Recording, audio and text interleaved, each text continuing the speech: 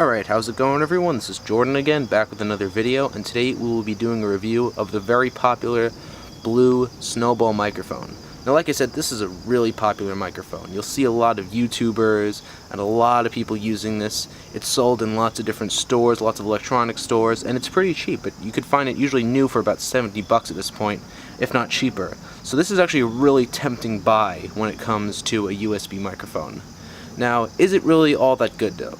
Let's take a look. Starting off, let's see what you actually have on the microphone. On the front here, you just have the logo and a red light indicating whether or not the microphone is plugged in or not.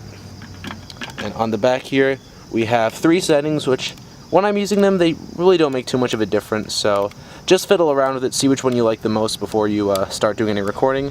And here you have your very strange input. Now that's something I should, mention, because a lot of other USB microphones will just use the standard micro USB to USB or whatever, something very standard that you probably already have a million of in your house. This has its own thing. I've never seen this on anything else. So unfortunately, if you lose your wire, which is very possible, you might have to buy a whole other microphone or look for a wire on eBay or something. So that could be really inconvenient. So if you have a lot of those USB wires lying around and you have no use for them, well, this really can't help you with that. But if you were to get the Yeti, which I did a comparison to, that does, and a lot of other microphones use that too. So that is one minor downside. But that's really not what matters.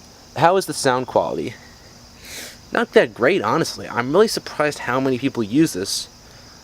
I'm not to say it's bad. I mean, it's definitely better than just the computers or your phones or whatever built-in audio you'd be using. But I mean, it's really not that great to the point where I see so many people. Try to think of how many YouTubers you've seen with this on their desk. I mean, it's just a really popular microphone, and it's good for what it is, but it really doesn't deserve it. A lot of people say that you have to get really, really, really close to use it, which is not always convenient, especially if you don't have a pop filter, which means that for most of the time, and most people don't have a pop filter, you'll get some really bad sounding P's and B's and other sort of consonants.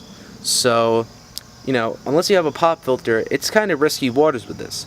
And that's assuming you have the opportunity to get close, because, if you absolutely need to get close to this microphone, to get good audio quality with it, then that could interfere with a video if you're doing a YouTube video and this recording your audio with it. Like I said, a lot of people do that. You probably do that if you got this microphone. And if this thing is right in front of your face when you're trying to do a video, it's not going to look all that good. So, or that you might be hunched over trying to talk into it. So, maybe not necessarily the best option for, a video audio for a movie.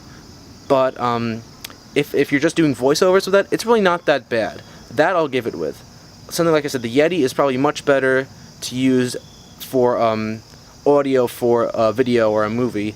This is definitely better for voiceovers where you're not going to see the person talking. So that's definitely something I'd watch out for. So, so maybe you are interested in just doing narrations or voiceovers or whatever. And so would I recommend this? No, for one reason.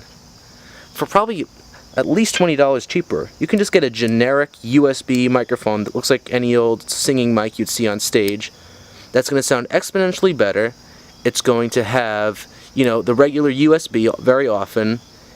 Like I said, it's going to be smaller, more portable. It's just going to be a better experience in every way, much less likely to break. I mean, a lot of these will be designed pretty strong. This honestly isn't all that strong, So, if you're looking to a cheap USB microphone that's going to give you good audio, the Snowball is probably not your best bet.